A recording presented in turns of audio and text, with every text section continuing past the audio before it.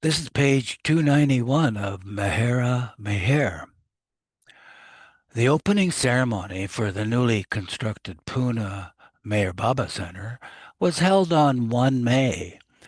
Mehera and the other women did not attend the opening, but saw the center privately another time. Meherji Karkaria was an old disciple of Baba's and was one of the few Baba lovers allowed access to Guru Prasad whenever he had time to visit, usually in the afternoons from 2 to 4, and on Sundays when his filter paper factory was closed. Meherji often made his car available to Baba and was helpful in other ways as well.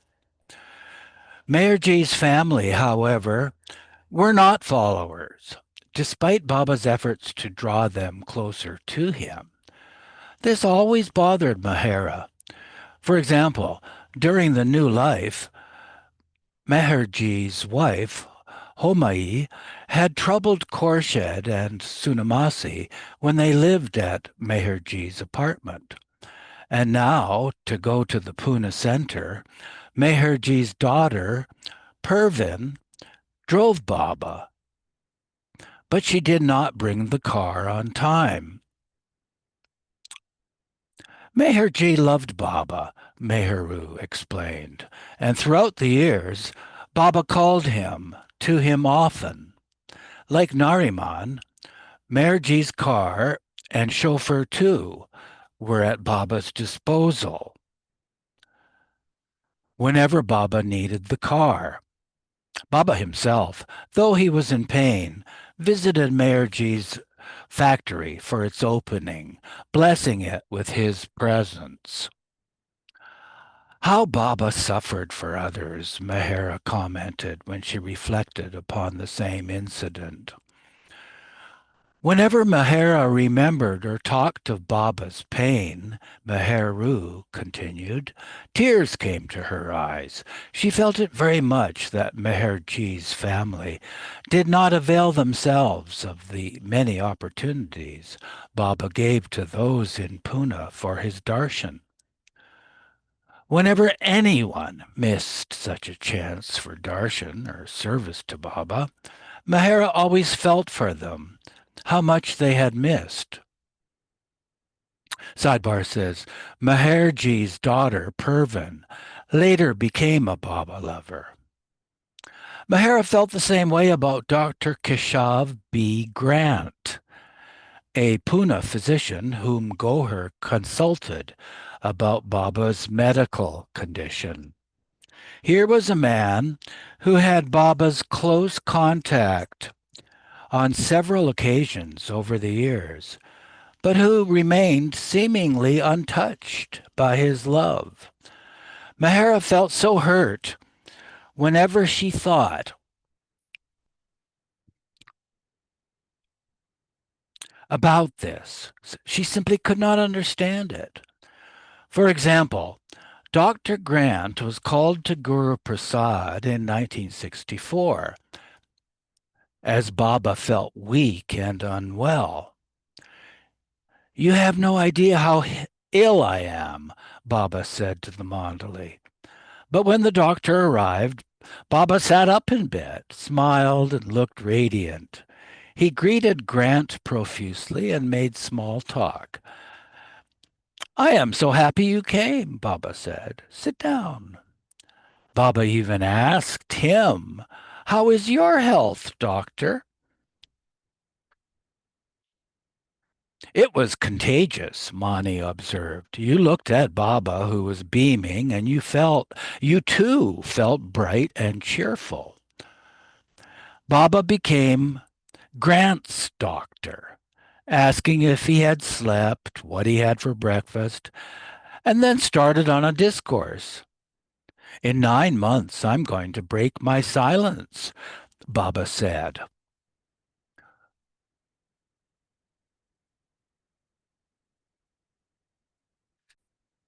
Boher was not given a chance to explain about his health.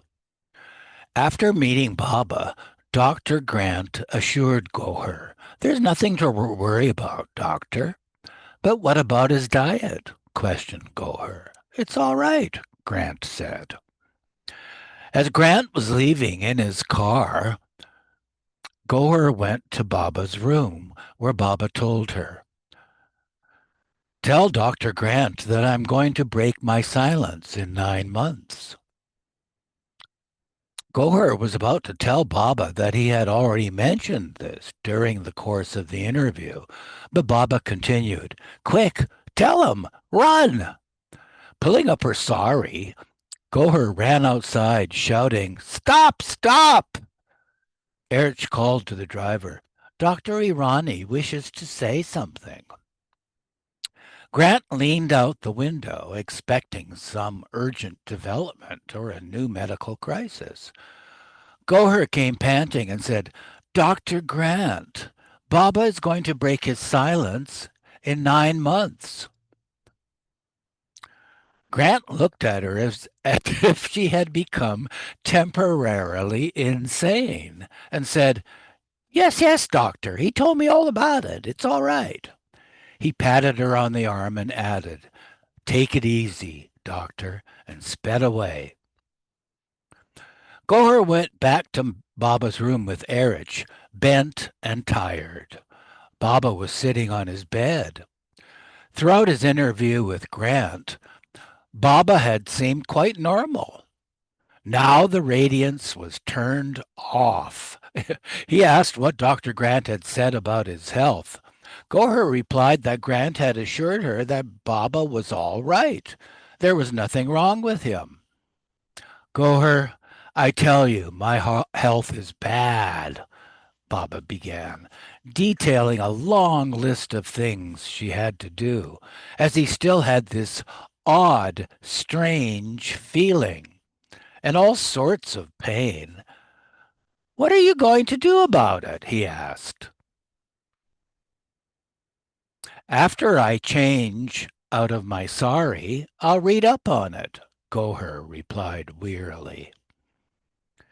In June, Harry Kenmore was allowed to visit. During a subsequent trip to India, Kenmore brought a reclining chair for Baba. He instructed the Mandalay that Baba should only sit in this chair and not on any other. The chair arrived by air freight and was brought to Guru Prasad. Baba smiled and tried it out. Kenmore asked whether he liked it, and Baba said that he did, very much. "It's a very good chair, very comfortable," Baba remarked. "I knew it would be just right for you, Baba," Harry said. "You can push it back and recline in it. Rest your legs up. Now, sitting in it, you can give darshan for hours without getting tired."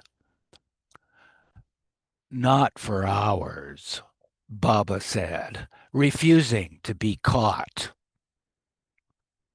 "Baba was happy with Harry's love," said Mehera, "though he didn't use the chair much.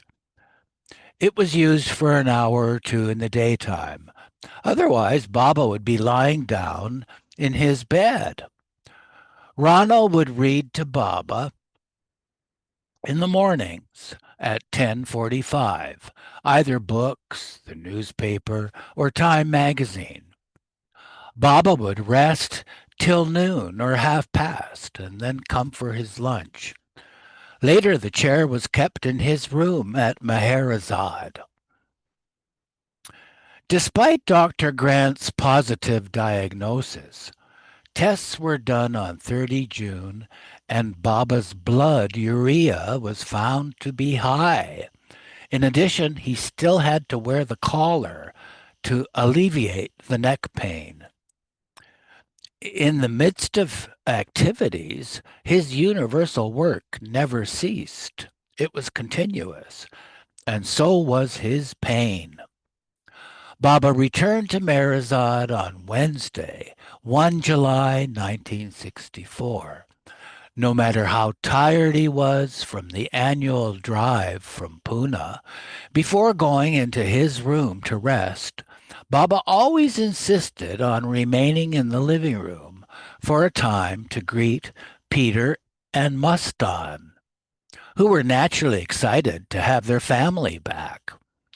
In the morning, at breakfast, Baba fed Mustan bits from his own plate. Peter, who was under the table, put his head near Baba's knee and wagged his tail, as if to say, I'm here also. Whenever Baba fed Mustan any titbits at the dining table, Meheru said, Peter, who was sitting under the table on Baba's left side, would let Baba know of his presence and that he too needed his share. Baba gave him something as well, back and forth between the two. Now finished.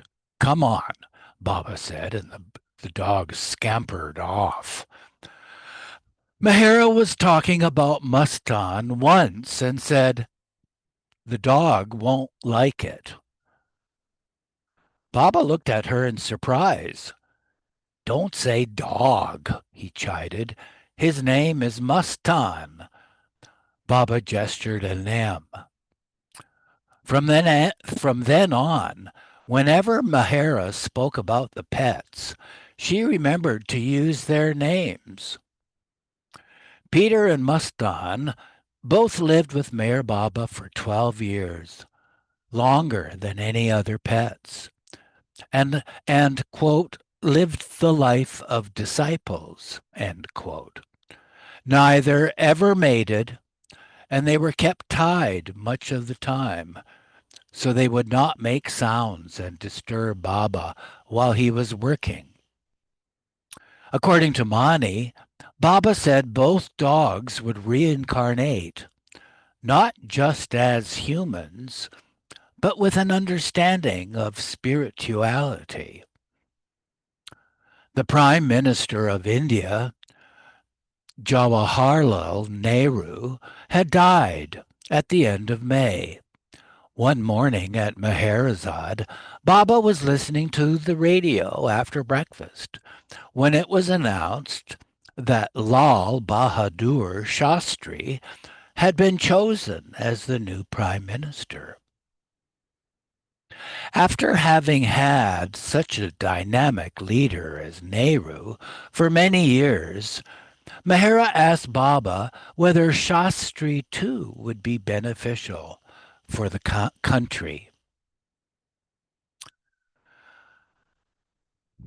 Nehru had such a regal, dignified bearing, she said. What will this man Shastri be able to accomplish? He is so short.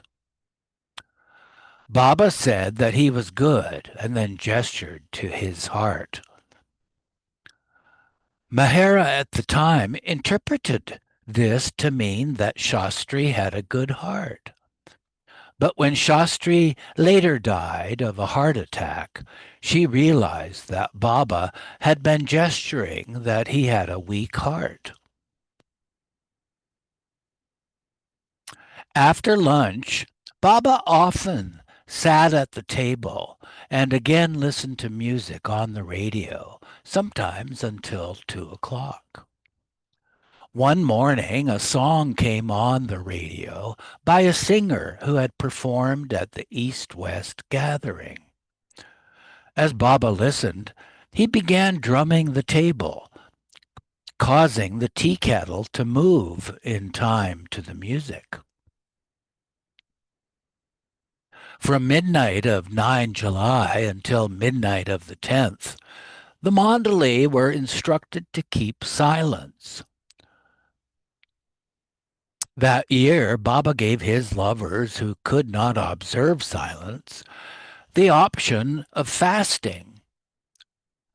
I don't mind fasting, Mehera said to Baba, but to keep remembering not to speak, it's very difficult. For example, Normally, Mehera always repeated Baba's name while doing her daily chores. On the 10th, she forgot it was Silence Day and began saying his name when she was taking a bath. It was the same for Nadja. Someone from Ahmednagar sent jalabis, which are sweets, for their child's birthday on a day Baba instructed the women to observe silence. Nadja came for tea and forgot they were not to talk. Mehera, have some jalabis, she said. The others clapped and gestured. Shh. Silence Day was difficult for Baba as well, said Goher. On Silence Day, we tried to make gestures, but we did so clumsily, clumsily that Baba wouldn't understand it. He would say, "Talk." When Baba told us to talk, we talked to him and then continued to observe silence. The sidebar says 1 year on Silence Day, during the time of the Must ashrams, a Must asked Dr. Nilu something, and Nilu replied, "I'm sorry, but I cannot speak today." Not until Nilu said that did he realize he had spoken. Mani said, "One never felt Baba's silence. For example, the same gesture could mean different things, according to the expression on his face. But if we were silent, we were dumb. And poor Baba had to suffer it, having a bunch of dumb men and women around him. Silence Day particularly was a time when Mehera recalled Baba's long years of suffering and sacrifice to maintain silence. How many years Baba kept silence. Such a long time without uttering a word. I can't imagine how Baba must have done it. The first many days must have been very difficult. Keeping silence was a great suffering for him because it was so much against his nature. Baba was very outgoing. He loved to talk. He was never quiet. He was always talking, very happy, very cheerful. He loved to sing. In fact, he couldn't do without singing. Nearly all day, he used to sing one or two lines of a song. After half an hour, again we heard Baba singing. It was very beautiful to hear, even from afar. We know how much he loved singing. He loved to hum a new tune, to sing a new song. He loved beautiful songs, beautiful compositions by Jigar, and Qawwali singers like Piaru or Pyaru. When Baba heard Qawwali songs in front of him, he picked it up at once. The next day you would hear him singing it. A person who loves to sing and who can sing, who has a good voice. For such a person not to sing at all for his whole life is very difficult. When one hears a new song, one wants to join in at that time and hum the tune, but all the time to keep it back for years and years. You have no idea how difficult it is. Baba sacrificed so much. He sacrificed his love for singing, and that was not the only sacrifice. Later on also, there were times when Baba wanted to say something and couldn't say it. He had to spell it out if the person could not read his signs. It gets tiring. He had to be so patient. He had so much patience for years and years. He didn't laugh also. He would put his hand on his mouth. He couldn't enjoy a laugh. he deprived himself. All this he sacrificed for each of us.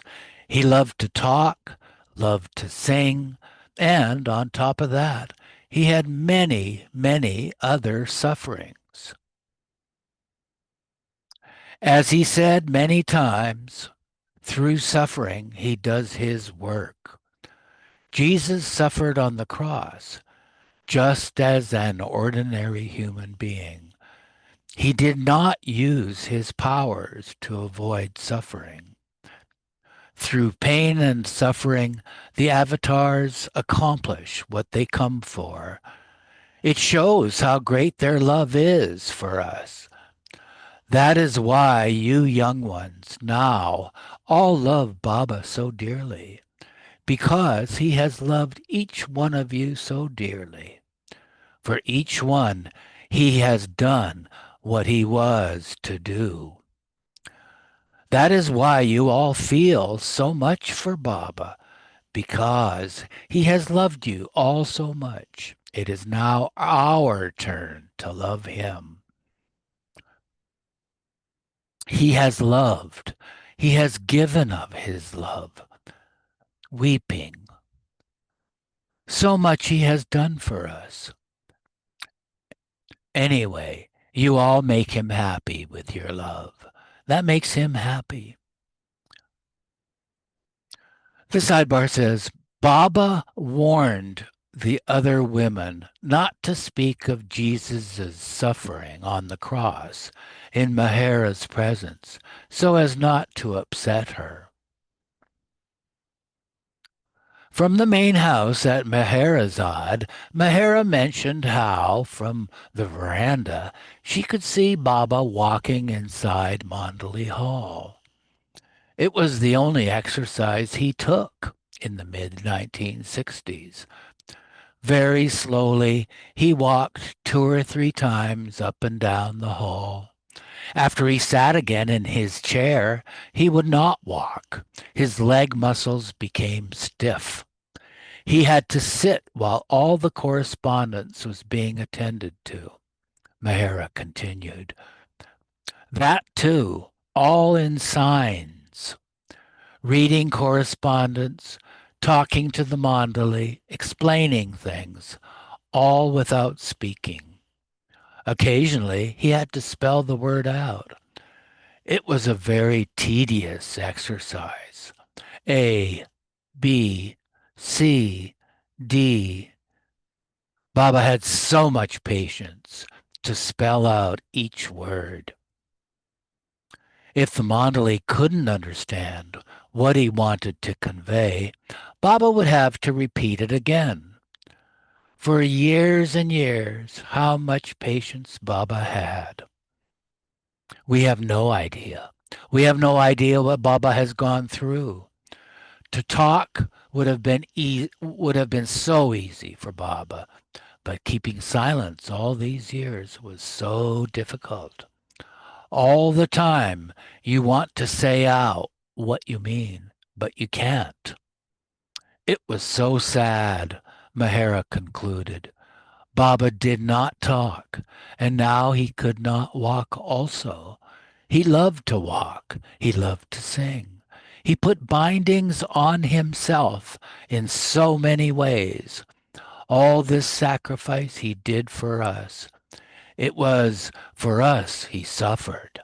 Such was his love. He suffered for each of us, for each and all.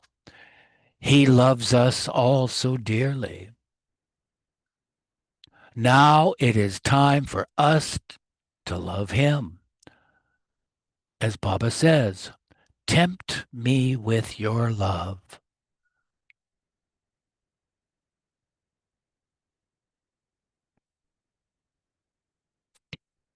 This picture is Mehera-Meher, 1 October 1965.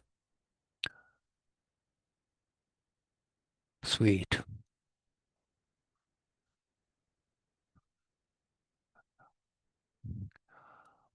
Baba and Harry Kenmore embracing.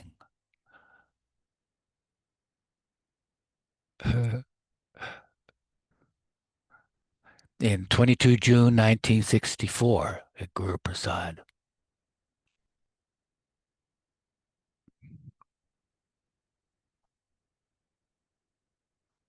And here's a letter in Mehera's handwriting.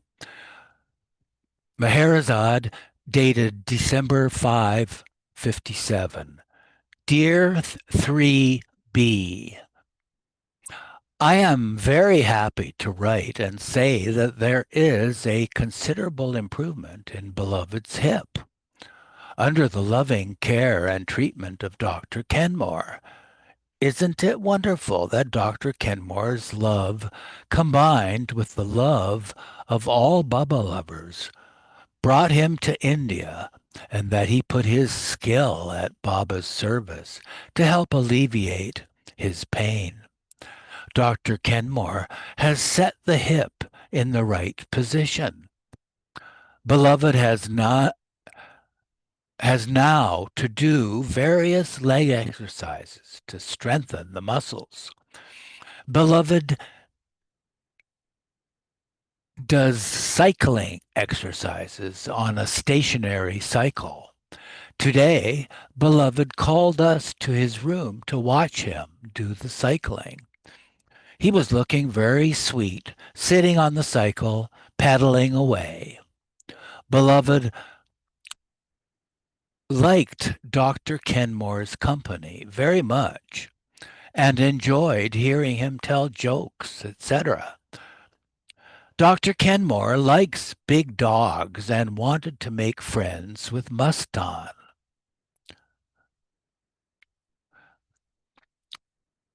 And crossed out is the three words, and patted him. 3B, you must have whoopied with joy to know Beloved will come to Meher Center on the lakes and that you will be with him in a few months. And there's a line that I can't quite read except for the last few words. Whether they're in the something mountains or in the mountains. 3B dear, I wish you a Merry Christmas and a very Happy New Year with Baba's dear love and my fond love to you, as ever, Mehera.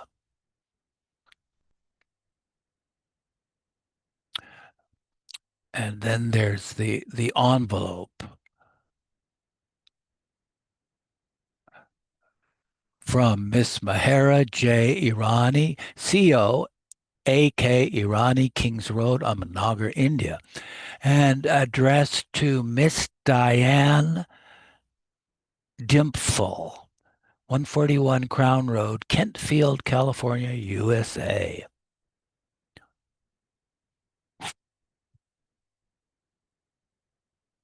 So I guess 3B was Diane's nickname. Courtesy of Diane 3B Dimpful Cobb.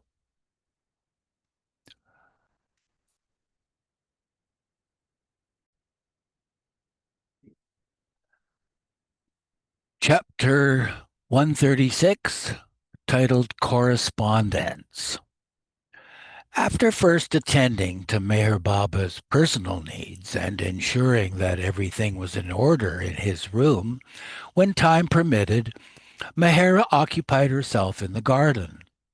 Although she was now allowed to hear a man's name in books, films, and so on, she was still not allowed to speak to or touch a man. Consequently, Mehera never spoke directly to the gardener.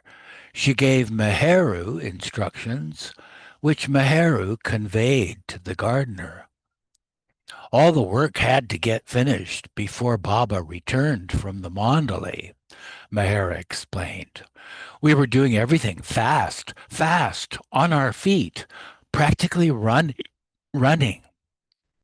Baba told Mehera to cover her head whenever she was in the sun.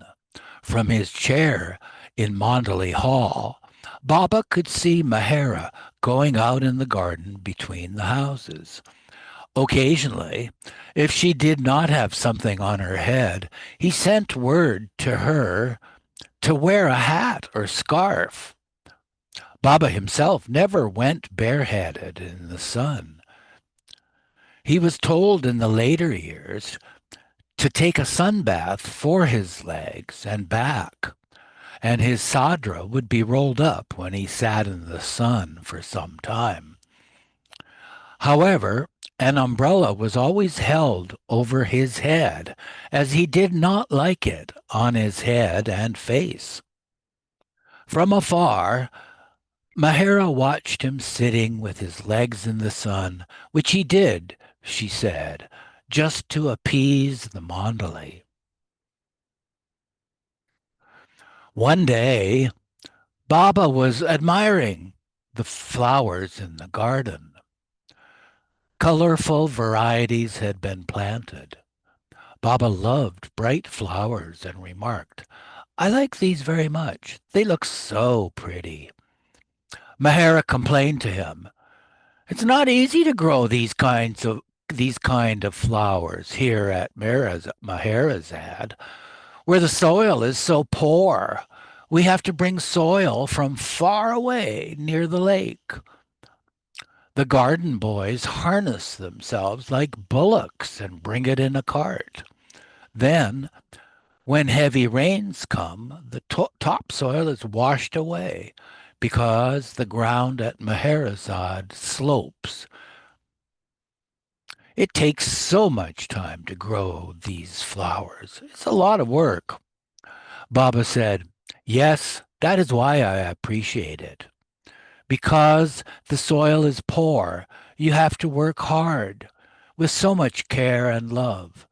Then the flowers and plants that come up are special. What's the use if it is good soil? If you plant seeds, water them a little, and they grow easily by themselves. I wouldn't have appreciated that as much. This is how I like it.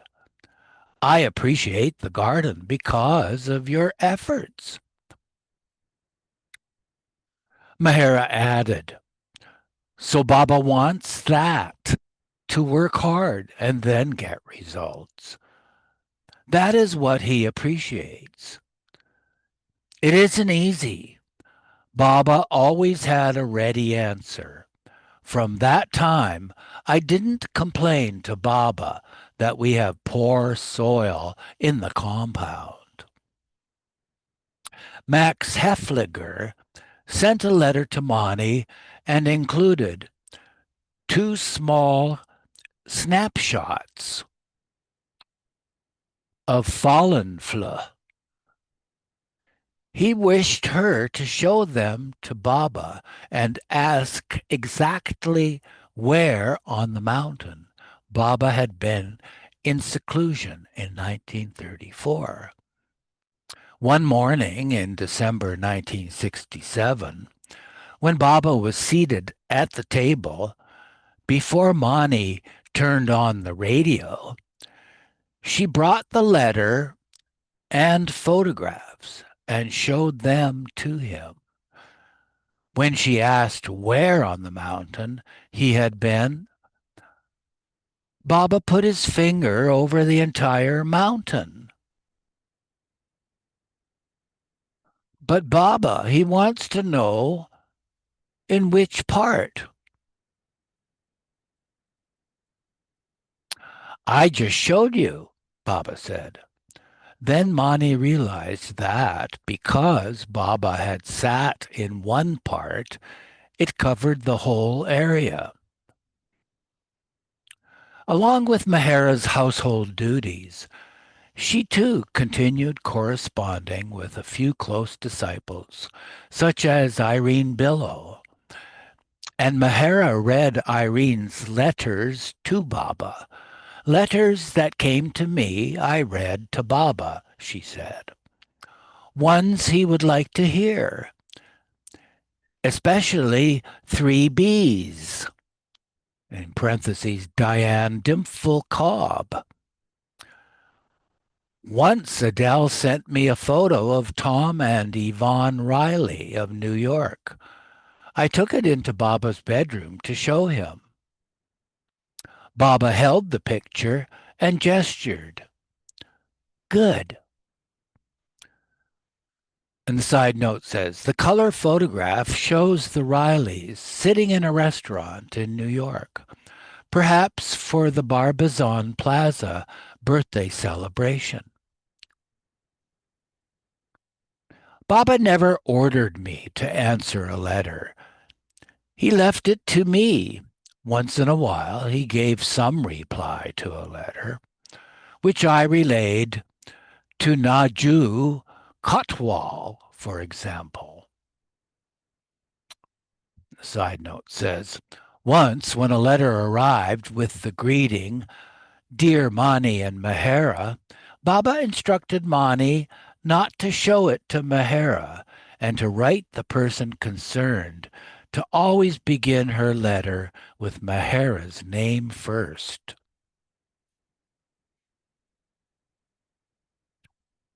Because Mehera had Baba's ear, so to speak, women visitors, if they wanted something from Baba, pleaded with Mehera to ask him. Once, Mehera asked Baba to give a couple a child. Baba said, A child? Good idea. I have so many with me. But it did not happen. Whenever a couple requested Baba to name their baby daughter, Baba always gave the name Mehera. The side note says one exception was when a Christian woman came with the same request. Baba named her baby Maria. As mentioned, since Mehera herself had orders not to write, Meheru was instructed to assist her in answering letters. Mehera dictated her replies, and Meheru wrote them out. Even if Meheru had other work to do, Baba said, she was to help Mehera first. In later years, when Meheru drafted replies for Mehera, if Mehera did not approve of what Meheru had written, Mehera scolded.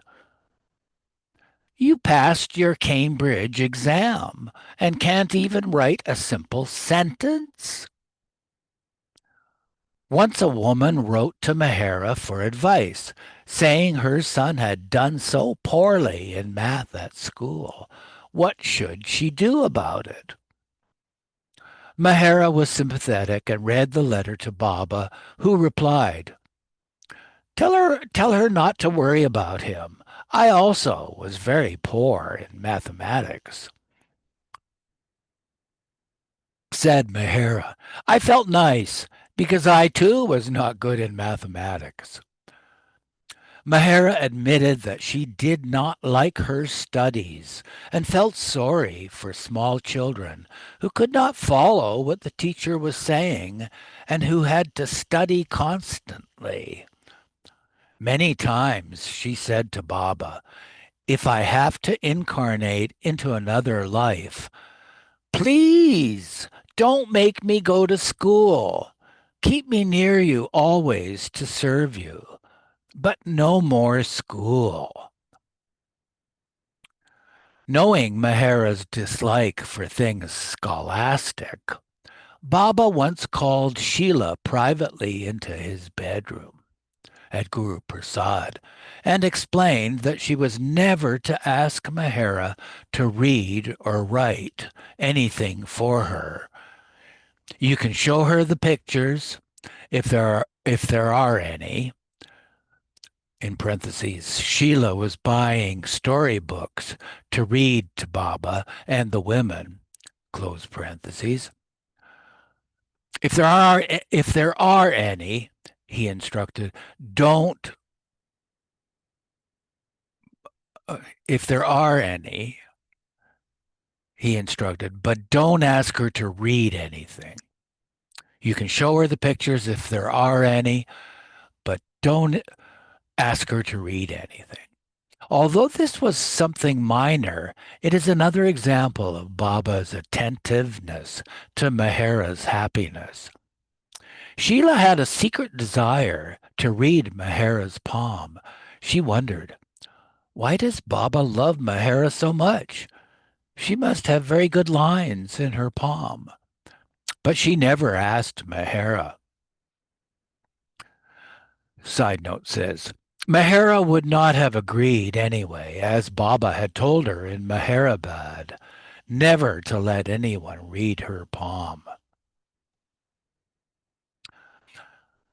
On 11 August 1964, Mehera wrote to Irene, I loved Switzerland. It's a beautiful country with lovely lakes and mountains. I think it is the best place to settle down in. We were glad to meet your dear mother in 1952. She has such a kind face. I still have the little fruit knife she gave me.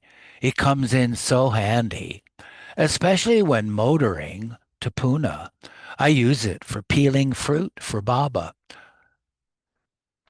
Sometimes I tell Baba, this is Irene's mother's useful gift, and Baba smiles in appreciation.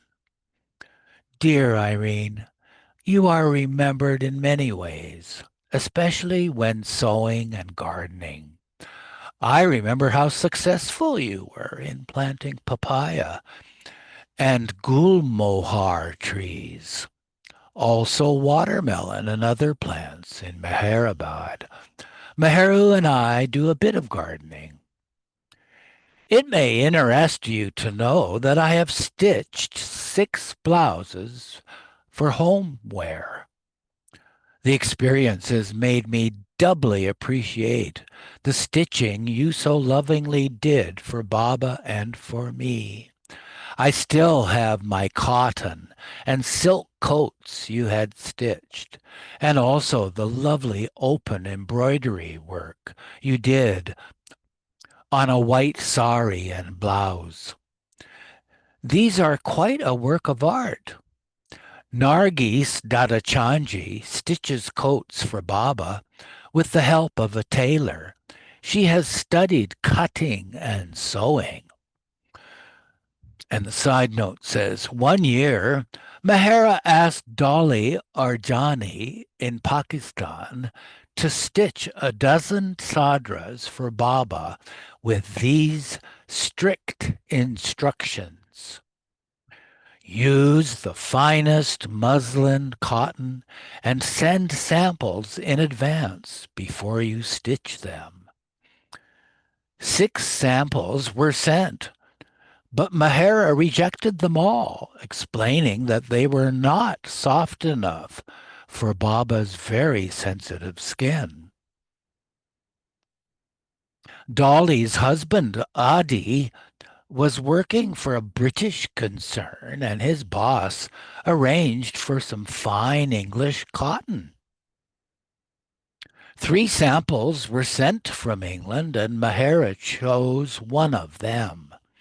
The sadras were stitched, and Mehera was very pleased with the outcome. Back to the letter to Irene. Since July, we have had good showers, and it is rather chilly now.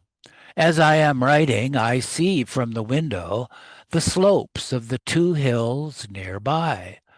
They look a lovely shade of green and blue as the sun moves through the clouds. Jasmine flowers look like stars through the thick green foliage. Many are strewn on the path. We have planted annual flowers for the monsoon and winter seasons. I have made separate little flower beds by Baba's bedroom window so that when Baba comes in his room, he can see the flowers. The garden has changed since you last saw it.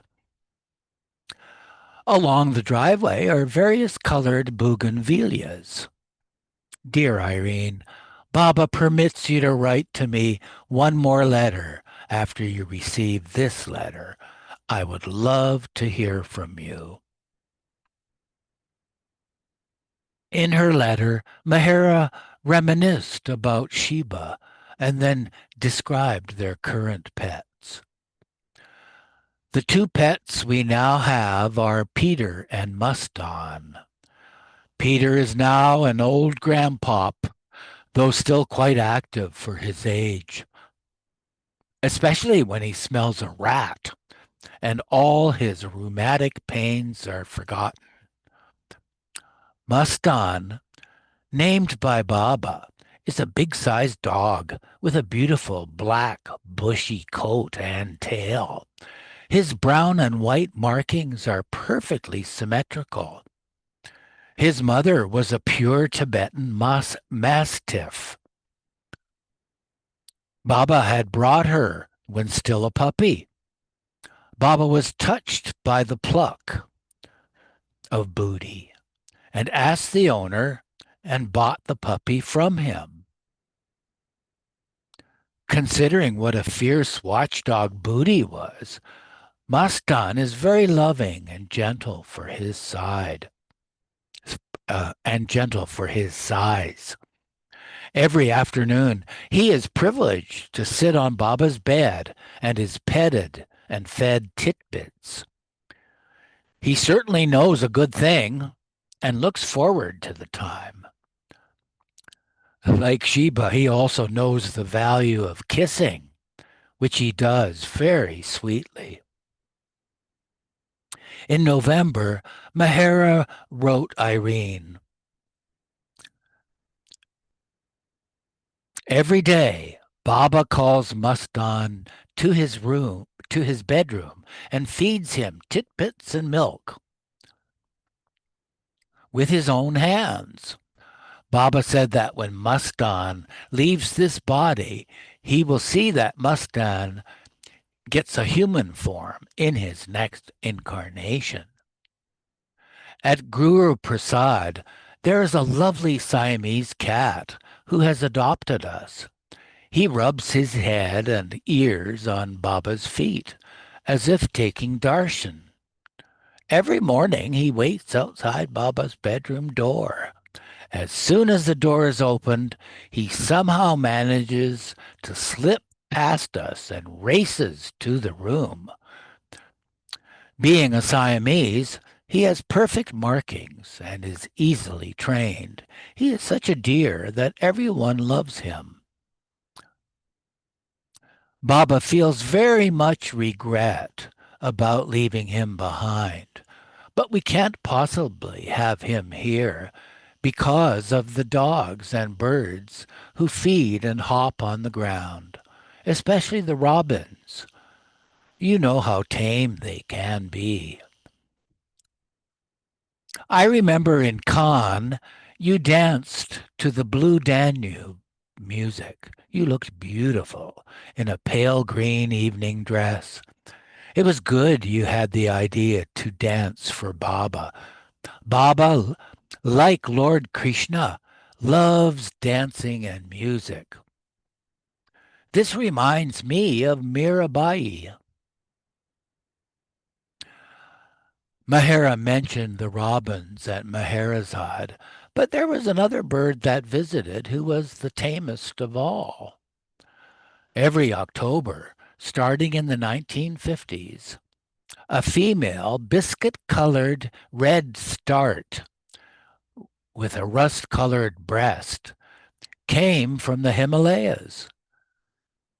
It was not indigenous to the area, but spent the winter at Meherazad and returned north in March.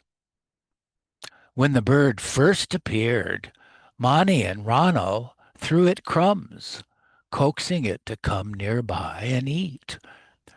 She was named Biki because at first they gave her biscuits to eat, which she liked better than breadcrumbs or dried chapatis. After the second accident, Baba could not easily come outside to see Beaky. One day in 1959, when the bird came near the kitchen, Mehera came inside and told Baba, "If you feed the bird with your own hands, it would be good for her soul. She will be very fortunate to have your prasad. She loves crumbs, and you would enjoy watching her feed." Baba agreed, and with much enthusiasm and love, he went outside by the kitchen, stood, and fed Beaky on the farsi, the flagstone, throwing crumbs to her. In later years, the women kept a bowl of crumbs on the windowsill in the dining room for the bird.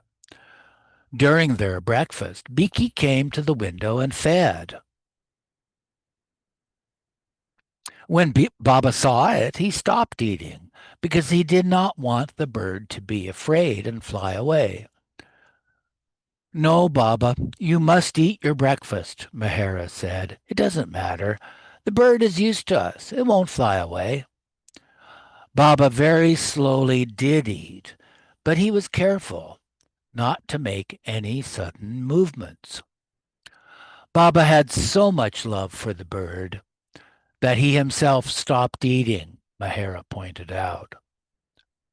Once, when Baba was on his gadi in the living room, he told the women to be quiet.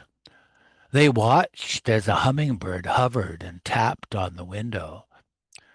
So sweetly would Baba motion us not to make a sound or any movement, so as not to frighten the tiny creature.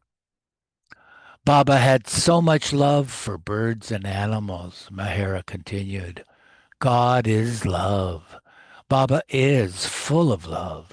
That is why you young ones come to him, because he has loved and loves each one of you.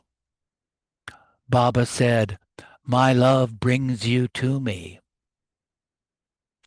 Mehera described Beaky to Irene. In October, a redstart comes from the north to spend the winter here. We call her Beaky. She loves biscuits and comes on the windowsill to feed. Also, she hops very close to us on the veranda, demanding crumbs of chapatis. We would love this bird also. She is so tame.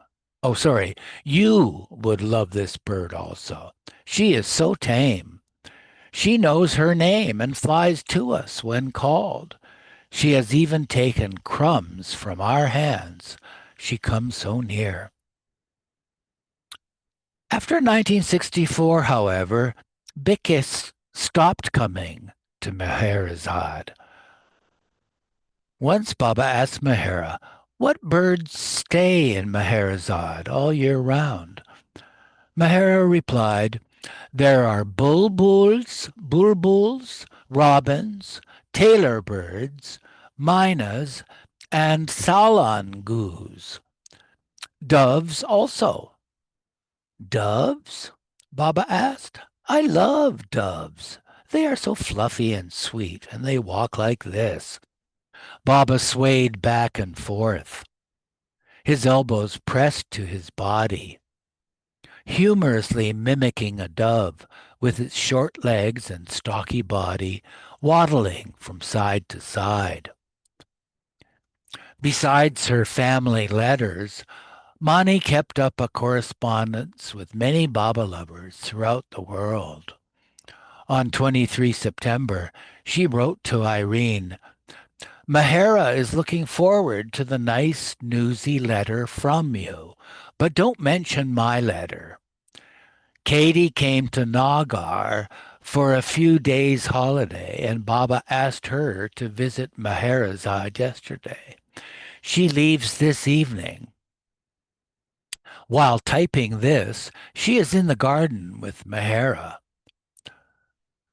Gohar wrote to Arnavaz on 10 November. "Meheru Mani don't need any more crosswords now. They have enough to last for a year or more. Mani is very busy with correspondence and has no time.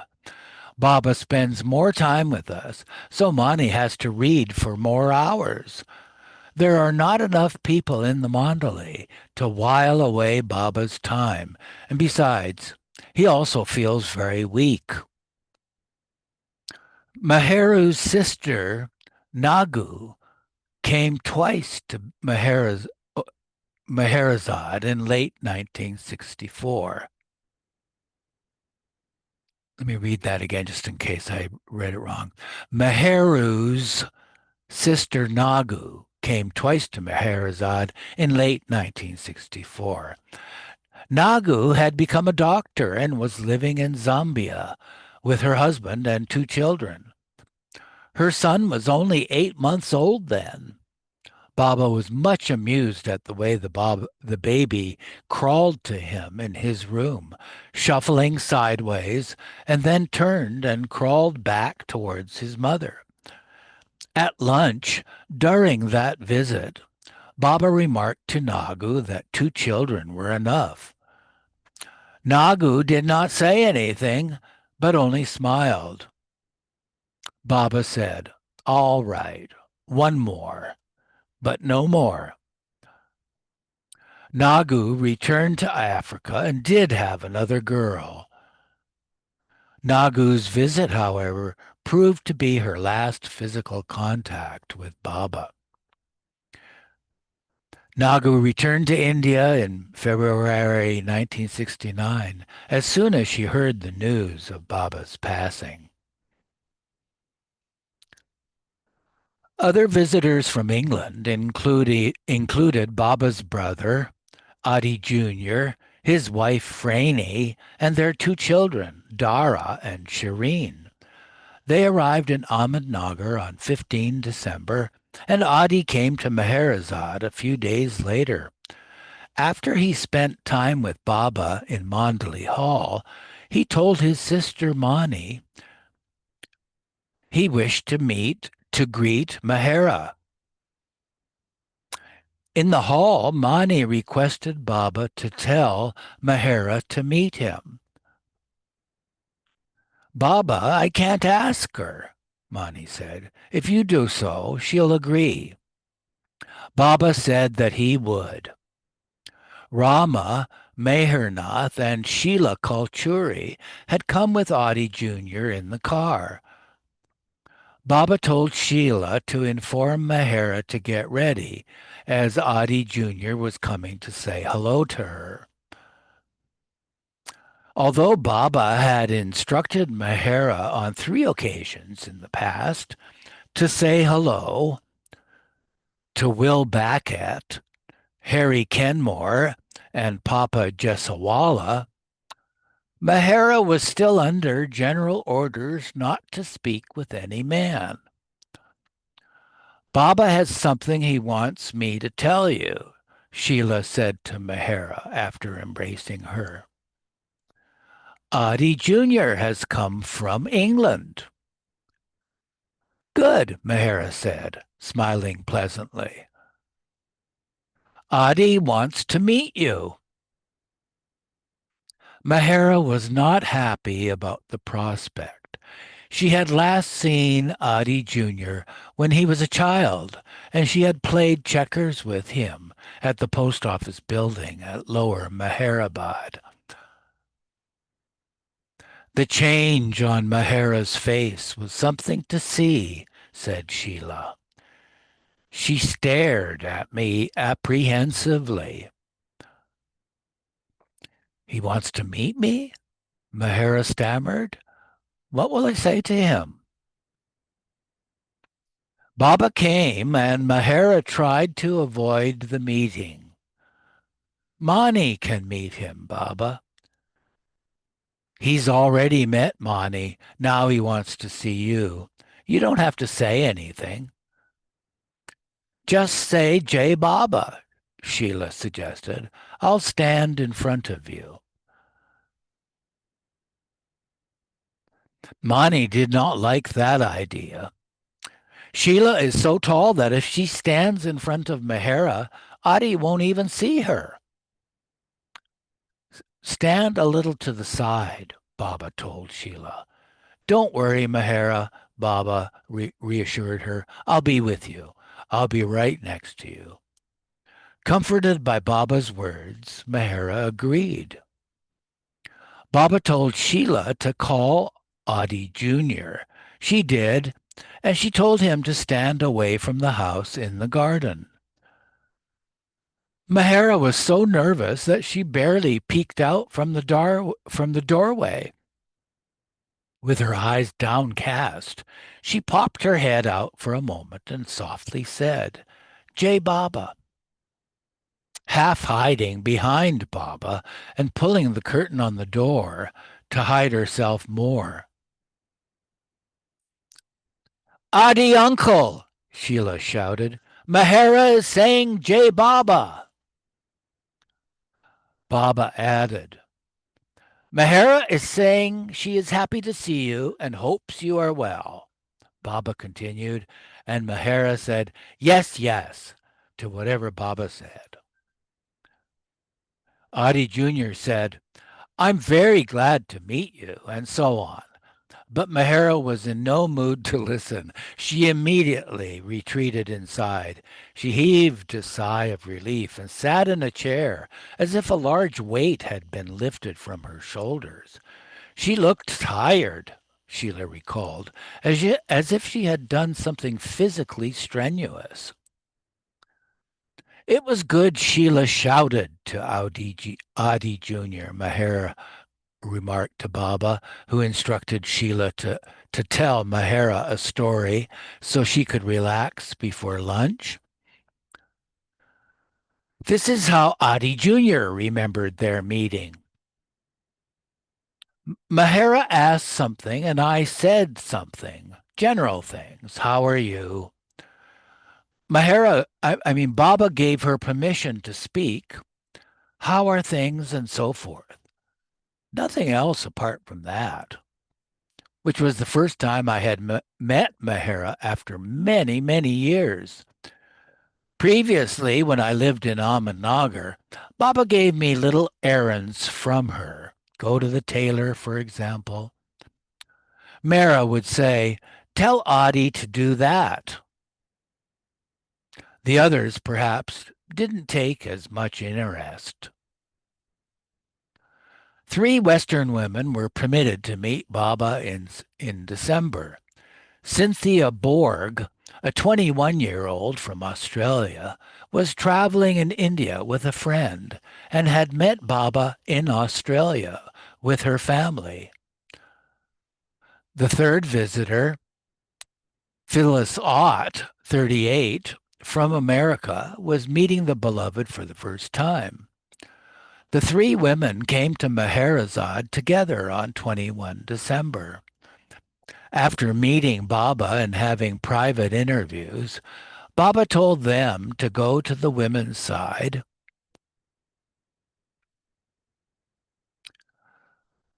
and to embrace Mehera first. Cynthia describes her meeting with Mehera. As we went up the steps, Mehera and the other women came out of the house and rushed down to greet us.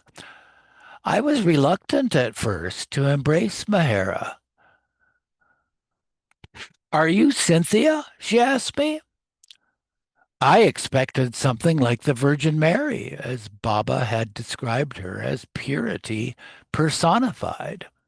I had seen photos of her and knew she was physically beautiful. I thought she was on a pedestal and didn't expect her to be so human. We went up and embraced the other women, talking. Mehera said we must come to Baba's room. She took us into her room also and showed me the garden from the windows. She kidded about how she likes the window up and Bonnie likes it down. They spent the night squabbling over it. I was impressed that they really are like ordinary people. Mehera asked where Baba was sending us, and then told us about meeting Baba John and asking for a horse. Mehera kept embracing me. Anytime she spoke about Baba, her eyes seemed to change. It seemed to illumine her. Mehera seemed transformed by her love for Baba. It changed her looks. I could see why she was so beautiful. Phyllis, too, had been expecting someone quite different. Mehera was both natural and strong. From the very first meeting, I had supposed that I would meet a suppressed lady in Purda, for I had been told that she lived in seclusion, and, except for Mayor Baba, was especially secluded from men. She took me into her arms and kissed me. She embraced Cynthia and her friend Janice also. Then she spoke of her favorite aunt. I mean, then she spoke of her favorite saint, Mirabai, who adored Lord Krishna and spent her time composing, singing, and dancing love songs for him. Mehera narrated how Mirabai's brother-in-law, a king, tried to kill her, but Krishna protected her. We should be brave in our love for God, Mehera said, like that great saint, and not fear anyone or anything, for Baba will take care of us. That was my earliest experience as a woman of being encouraged to be outspoken and brave, particularly in religion. Phyllis was a painter and keenly aware of Mehera's beauty. Mehera was allowed to express herself and be herself in the ashram. Her beauty was extraordinary. When I met her, it gave me the criteria for beauty. I didn't know that broad cheeks could be beautiful. In American fashion, an oval face is considered a beautiful face. We were brought up with that in our movies, in our fashion models. When I returned to America, I experienced an avalanche of change in myself, and I know it was Mehera's impact. I confronted my own deep prejudices towards women and my own inferiority complex as a woman. Cynthia, Janice, and Phyllis were instructed to leave Ahmednagar that afternoon for Pune, but other visitors came the following day for Mehera's birthday. Arnavaz, Katie, Manu, and Khorshed, who stayed at Meherazad for a week. Cards and presents were sent every year to Mehera on her birthday. Many times, the greetings were read to Baba in the hall before being read out to Mehera. Irene sent Mehera photographs of roses that year, which Baba admired. Erich wrote to his cousin Dune, "Beloved Baba laughed heartily, seeing the cartoon by dear Dune, and both Baba and Mehera enjoyed it much. The girls from inside tell me that the best gift given on Mehera's birthday was from Dunu, because the picture and the wordings made Baba, Mehera, and all laugh. It was the loudest and the most lengthy laugh. Therefore, the first prize for all gifts given was offered to Dunu. The prize offered was Baba was most pleased. Adi Jr.'s family came to Meherazad for Mehera's birthday. About her niece, Mani wrote to Irene, when Mehera gave Shireen chocolates, she wanted to give Baba the first one. On Mehera's birthday, when she received a piece of cake, she immediately went to give it to Baba, and Baba, who never eats any sweets nowadays, never refused. The other day, she gave me a chocolate, saying it was because I was God's sister, not because I am her aunt. She calls Mehera the special one. Shireen loved Mastan.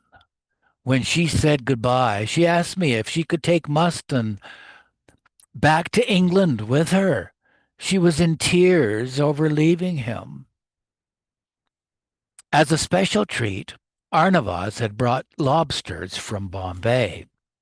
Mehera was happy and said, "How lovely. We're going to have lobster curry." "You like them?" Baba asked. Mehera said that she did very much, and Baba instructed Arnavaz. "Whenever you come from Bombay, always bring lobsters." From then on, each time Arnavaz visited, she brought them, and Mehera looked forward to having a special meal. Said Arnavaz, "It would always please Baba if I gave something to Mehera. I bought so many things for Mehera and the others, but more for Mehera. Once or twice, Arnavaz brought a bottle of beer for Baba, which he drank. Baba had a little beer and gave us a sip," Mehera recalled. "He gave us wine a few times, but almost never while we were in India. The only alcoholic beverage Baba really liked was fresh toddy."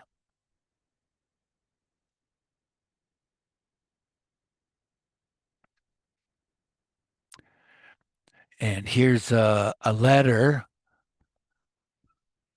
from, I think it's from, whoops, from Meheretz. Her handwriting looks like. Meherazad, December 5, 57. Dear 3B, I am very happy to write and say that there is a considerable improvement in beloved's hip. Oh, this is the same letter that was previously um, uh, read or showed up so I won't read it again.